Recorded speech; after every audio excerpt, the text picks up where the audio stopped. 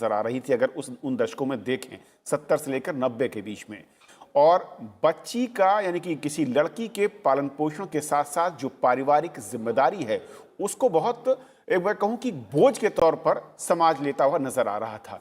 क्या उसके चलते जल्द शादी कर दी जाए और उस एज से उस बच्ची के जो बोझ है उससे माता पिता अपने आप को फरकत कर लें, अलग हो जाएं, इसलिए इस एज को उस पर रखा गया, या फिर कुछ और रीजन थे? और आज जब हम समाज की ज़रूरतें, जैसा कि कहा एडवोकेट लूथरा ने, कि जिस तरीके के बदलाव हो रहे हैं, बायोलॉजिकल चेंजेस की बात करें या फिर मेंटल स्ट्रेंथ की बात करें, उस नज़रिए से हमें देखना होगा और एज को उस नज़रिए से ही हमें सोचना होगा। सबसे पहले जो गीता जी ने बोला उससे मैं सहमत हूं, और क्योंकि आज जब हम इक्वालिटी की बात कर रहे हैं तो बहुत जरूरी हो जाता है कि लड़का और लड़की को हर समान, एक हर चीज पे, हर सोसाइटी के हर पहलू में उनको एक समान देखें। जैसे पहले इसलिए होता था बिकॉज हमारा एक पेट्रिलिनियल सोसाइटी है, इसमें हम लोगों को शुरू से लड़की को हम ये सिखाते हैं कि पति परमेश्वर होता है, तो पति को आपको पति का जो स्टेटस होता है और जो रिलेशनशिप होता है वो एक अथॉरिटी और रिस्पेक्ट का होता है। That is the girl should respect the man in her life. और रिस्पेक्ट तभी होता है, एक जनरल अंडरस्टैंडिंग है कि जब उसकी उम्र आपसे ज्यादा हो, क्योंकि शुरू से हम देखते हैं जिस तरह से हम लड़की को सोशलाइज करते हैं, घर में सिखाते हैं, उसको एक रिस्पॉन्सिबल इंडिविजुअल बनाते हैं। कई स्टडीज हुई हैं जिसमें यह भी कहा गया है कि in India the Indian girls never experience childhood. उनकी कभी वो कभी बच्चे ही नहीं रहते, उनको हमेशा एक एडल्ट की तरह देखते हैं। तो इसीलिए उनकी जो मेच्योरिटी लेवल होती है नॉर्मली एक्सेप्ट किया जाता है, जो कि आज के दौर पे हम उसको बिल्कुल ही नहीं मानते हैं, लेकिन पहले ऐसे ही होता था। दूसरा, जैसे आपने कहा कि पेरेंट्स हमेशा चाहते हैं कि जो बॉय का जो स्टेटस होगा वो गर्ल के स्टेटस से हायर होना चाहिए। Even in the caste system अगर आप देखते हैं उसमें एक रूल है कास्ट एंडोगैमी, जिसमें हम ये कहते हैं कि a boy should be of an boy of an upper caste can get married of a girl from a lower caste, but opposite is not allowed। क्योंकि हम क्या करते हैं कि लड़की की रिप्रोडक्टिव कैपेसिटी और लड़की की मूवमेंट को कंट्रोल करते हैं। तो एक अथॉरिटी के लिए, एक पेट्रिलिनियल सोसाइटी को परपेचुएट करने के लिए पहले होता था कि लड़की की जो उम्र है वो कम होनी चाहिए और लड़के की उम्र ज्यादा होनी चाहिए। दूसरा ये भी कि जो लड़की की प्रोटेक्शन है, जैसे सिक्योरिटी है, आप देखिए कि जिस समाज में बोलते हैं कि पापा, शादी से पहले पापा की रिस्पॉन्सिबिलिटी होती है, पिता की रिस्पॉन्सिबिलिटी होती है कि वो लड़की की देखभाल करे, और शादी के बाद पति की। तो ये जो रिस्पॉन्सिबिलिटी होती है जो पेरेंट्स की, वो ये सोचते हैं हम शादी कर देंगे तो हमारी रिस्पॉन्सिबिलिटी खत्म हो जाएगी। इस एक रिस्पॉन्सिबिलिटी की वजह से एक ये आशा की लड़के का जो स्टेटस होना है वो लड़की से ज्यादा होना है, इसके वजह से भी डाउरी सिस्टम होता था। और सबसे ज्यादा ये कि हम पाले पोसे, और फिर वो जब पराया धन हो जाएगी, लड़की जब दूसरे घर चली जाएगी, लड़की पराया धन है तो जो दूसरे घर में जाएगी तो उसके जो भी फ्रूट्स हैं, जो फल हैं, पेड़ हमने बोया, पेड़ की देखभाल हमने की, लेकिन जब फल का समय आया तो उसकी शादी हो जाती है तो वो दूसरे लोग उसको इंजॉय करते हैं। इसीलिए ऐसा है कि पहले ही उसमें कम खर्चे और पहले से हम उसकी शादी कर दें। तो इस वजह से चाइल्ड मैरिजेस होती थी, इस वजह से पेरेंट्स चाहते थे कि लड़की की जल्दी से हम शादी कर दे, तो एजुकेशन भी नहीं होती थी, और लड़के की उम्र और लड़के का स्टेटस, उम्र भी स्टेटस भी, और चाहते थे कि लड़का को एम्पल टाइम दिया जाता था कि वो अपनी इकोनॉमिक्स पोजीशन को सिक्योर कर ले, यानी कि वो पढ़ ले और अपनी एक अच्छे सी स्टेटस बना ले, तब जाके उसकी शादी के लिए उसको करते थे। तो इस वजह से क्या होता था जी, मैं लौटता हूँ आपके पास। जो आपने कहा मैं इसको थोड़ा सा लीगली भी जानना चाहूंगा। जो संवैधानिक अधिकार एक मौलिक अधिकार के तौर पर नजर आते हैं, बराबरी के अधिकार की बात होती है, सत्या किस तरीके से ये एज डिफरेंस जो है संविधान में दिए गए बराबरी के अधिकार को क्या कहीं आपको लगता है कि एक बड़ा उल्लंघन के तौर पर भी नजर आता है? और दूसरा सवाल कि जो बात कही प्रोफेसर राजलक्ष्मी मैम ने कि जिस तरीके से समाज में ज़रूरतें बदली हैं, इंडिपेंडेंस आ रही है और आर्थिक तौर पर जब मजबूती की बात हम देखते हैं, पहले ये होता था कि लड़का घर चलाएगा या वो लीड करता था। आज सिचुएशन बदली हुई है और उन बदली हुई परिस्थितियों में हमें इस एज को बदलना जरूरी है। देखिए, इसमें 2-3 पहलू हैं। एक तो बेशक संवैधानिक पहलू है कि जिसमें आपने चर्चा की कि समानता का अधिकार है। तो अगर समानता का अधिकार है तो जो आयु है, जो न्यूनतम विवाह के लिए, वो स्त्री और पुरुष के लिए अलग-अलग नहीं होना चाहिए। एक तो ये है। दूसरा ये है कि जो आर्टिकल 14 में है। दूसरा आर्टिकल 15 में है ये कि आप जाति, धर्म, लिंग और इन सब के आधार पे भेदभाव नहीं कर सकते हैं। तो सरसरी तौर पे इन 2 प्रावधानों का उल्लंघन नज़र आता है। तीसरा ये है कि अगर आप कम उम्र में विवाह की अनुमति देते हैं और इस तरह की शादियां होती हैं, जैसा कि हम सभी जानते हैं कि भारत में बहुत अच्छी संख्या में बाल विवाह अभी भी होते हैं, चाइल्ड मैरिज रेस्ट्रेंट एक्ट और तरह के प्रावधानों के बावजूद। तो ये जो आर्टिकल 21 में right to life and liberty है, उसमें right to live with human dignity, उसका भी एक तरह से वायलेशन होता है। तो ये तो संवैधानिक बात हुई। गीता जी ने चर्चा की जिसमें कि उन्होंने कहा कि जो लड़के और लड़कियां, खासकर जो टीनेज लेटर पार्ट में, वो इस तरह से फिजिकली और सेक्सुअली और इमोशनली थोड़ा इस तरह से एक्टिव होते हैं, जिसके कारण उनका अट्रैक्शन और इन सब चीज़ों का मेरा मानना है कि हमें सेक्स को मैरिज से कंफ्यूज नहीं करना चाहिए। ये दोनों 2 चीज़ें हो सकती हैं, बेशक जुड़ी हुई हैं, क्योंकि मैरिज एक इंस्टीट्यूशन के रूप में उसकी एक सैंक्टिटी है, उससे जुड़ी हुई जिम्मेदारियां हैं। तो सेक्सुअली कोई एक्टिव हो सकता है या उसके लिए कैपेबल है और रिप्रोडक्टिव सिस्टम अलाउ करता है कि वो बच्चे पैदा कर सके, सिर्फ इतना ही काफ़ी नहीं है। 2, तीसरी चीज़ जो मैं कहना चाहूँगा जो कि इससे अलग है, ये it's also a question of policy. Bharat एक ऐसा देश है जो कि अगले कुछ सालों में दुनिया का सबसे ज़्यादा पॉपुलेशन वाला देश हो जाएगा। हम चीन को पीछे छोड़ने वाले हैं और कई तरह की चीज़ें हो रही हैं जिसमें चर्चा की जा रही है कि भारत में पॉपुलेशन को एक हालांकि हम स्टेबलाइजेशन की तरफ बढ़ रहे हैं, लेकिन कई आशंकाएं हैं कि कहीं हम अगर पॉपुलेशन स्टेबलाइजेशन की तरफ नहीं बढ़ते हैं तो दिक्कतें हो सकती हैं। तो it's also a question of policy for the state to decide.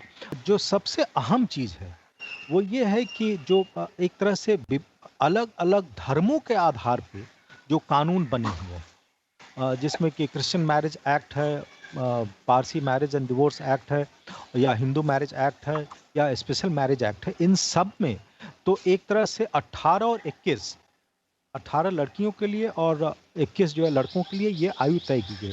लेकिन अगर आप मुस्लिम लॉ की बात करें तो उसमें एज ऑफ प्यूबर्टी की बात है, जो कि उससे बहुत पीछे, आप समझिए कि 14-15 की उम्र में भी शादी हो सकती है।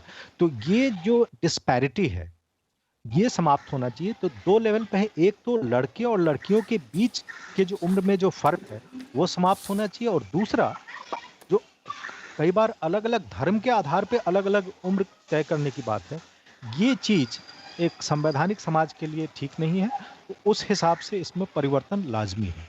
ओके प्रोफेसर लक्ष्मी जी, क्योंकि जैसे जिक्र किया सत्या ने, मैं देख भी रहा था कि भारत में जो अलग अलग धर्म हैं और वहाँ पर चाहे भारतीय ईसाई विवाह अधिनियम 1872 की बात करें, पारसी विवाह तलाक अधिनियम 1936, विशेष विवाह अधिनियम 1954, हिंदू विवाह अधिनियम की बात की ही हमने, बाल विवाह निषेध अधिनियम की बात की, क्या जो शादी का बंधन या शादी का जो एक मैं कहूँ कि कार्यक्रम है, ये एक धर्म विशेष के साथ जुड़ा हुआ है, उनकी अलग रीति रिवाजों के नज़रिए से भी देखा जाता है।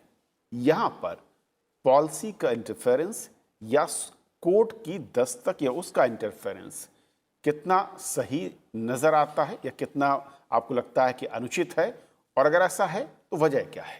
देखिए, ऐसा है कि हमारे सोसाइटी अगर आज देखते हैं हम अपनी सोसाइटी में, हमारा society multi cultural, multi religious and multi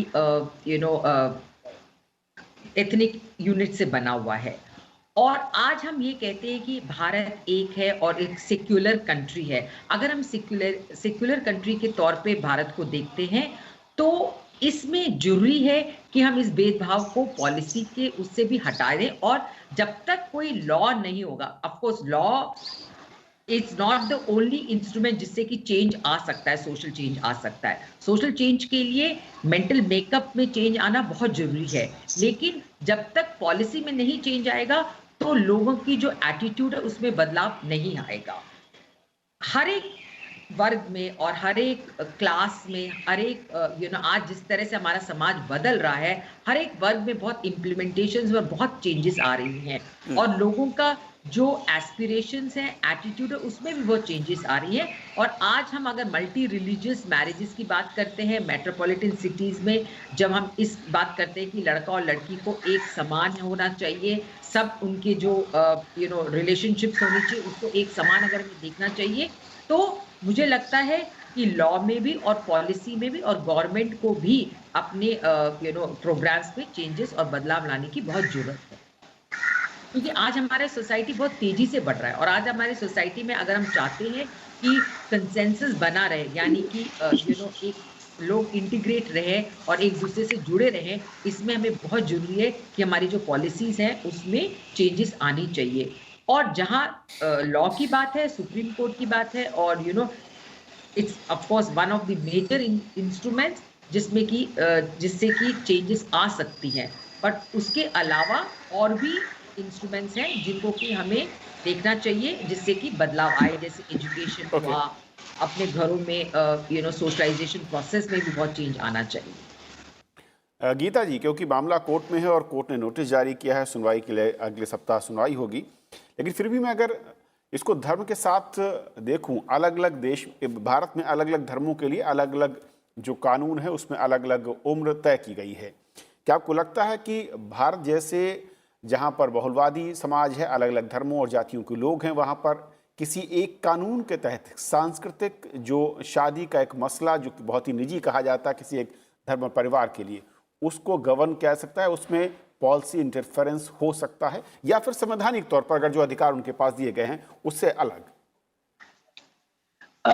तो सबसे पहले मैं ये कहना चाहूंगी कि जो इंडियन मेजॉरिटी एक्ट है वो हमारा perhaps one of the oldest acts है। उसमें 18 साल की उम्र है मेजॉरिटी की, लड़के की और लड़की। तो ये जो हमारे बाकी कानून है,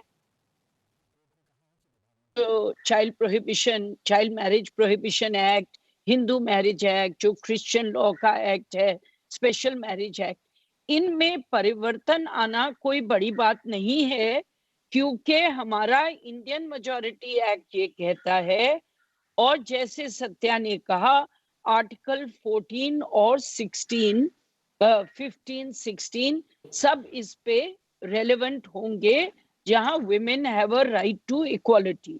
इसके अलावा पुत्तस्वामी की जो अभी रीसेंट जजमेंट है, उसमें सुप्रीम कोर्ट ने कहा right to live with dignity. तो right to live with dignity for a woman means also equality. जो अडल्ट्री की जजमेंट जो सुप्रीम कोर्ट ने स्ट्राइक डाउन करी, उसमें भी सुप्रीम कोर्ट ने ये कहा कि women's right to dignity is affected. अब डिग्निफाइड लिविंग का इंटरप्रिटेशन अब लें तो बहुत clearly a woman's right that she should be considered equal to man. आप आदमी की उम्र 21 क्यों रख रहे हैं और औरत की उम्र 18 क्यों रख रहे हैं? इससे both men can have an objection and women can have an objection. It is no rational in any basis. It has no basis. It's contrary to the Indian Majority Act. So there has to be rationalization in the penal code, in the marriage laws, in the child prohibition for marriage act. In all these enactments, हमें equality लानी पड़ेगी। India ने बहुत सी conventions को sign किया है। हमारी law commission ने बहुत पेपर्स, 2 पेपर्स, एक चाइल्ड मैरिज प्रोहिबिशन एक्ट की 2008 में किया, एक लॉ कमीशन ने मैरिज लॉज की अमेंडमेंट का 2018 में किया। तो इसलिए मुझे लगता है कि कभी-कभी कोर्ट को वहां स्टेप इन करना पड़ता है जहां पार्लियामेंट थोड़ा धीरे से दखल देती है, क्योंकि रिलीजियस मैटर्स बहुत ही इमोटिव और सेंटिमेंटल होते हैं। Okay ma'am. So in that is basically it. Satya, बहुत संक्षेप में, क्योंकि जब ये मसला अब कोर्ट में है, हियरिंग होगी, फैसला क्या आता है, इंतजार करना होगा, लेकिन फिर भी देश में क्या इसके साथ ये भी सवाल अब खड़े हो जाएंगे कि अब शादी की एक उम्र है, शराब पीने के लिए एक अलग उम्र की आप परमिट देते हैं, गाड़ी चलाने के लिए एक अलग उम्र की परमिट होती है, और वोट देने के लिए आपका एक अलग परमिट है, एक अलग एज है। बहुत संक्षेप। इसका अलग अलग हो सकता है और होना भी चाहिए, सबको एक साथ एक करने की जरूरत नहीं है, वो अलग हो सकता है। लेकिन एक दो चीज मैं कहना चाहूँ, ये कैसे किया जा सकता है खासकर इस मसले में। अभी जो अलग अलग धर्मों में अलग अलग एज है, देखिए अल्टीमेटली सॉल्यूशन ये है कि आप यूनिफॉर्म सिविल कोड की तरफ जाएं। इसमें इनफैक्ट मैरिज और डिवोर्स को लेके, एडॉप्शन को लेके और भी इश्यूज को लेके इस तरह के पिटिशंस हैं, हो सकता है सबकी एक साथ सुनवाई हो। लेकिन एक तो ये हो सकता है कि अलग अलग कानूनों में ही जो धर्म के आधार पे हैं उनमें भी यही एज फिक्स कर दिया जाए। चलिए सत्या, वक्त कम है, बहुत बहुत कर्तव्य शुक्रिया एक होंगे, आप तीनों मेहमानों का हमारे साथ इस महत्वपूर्ण चर्चा में शामिल होने के लिए। बहुत बहुत शुक्रिया आप तीनों का। देश देशांतर में आज फिलहाल इतना ही। नमस्कार।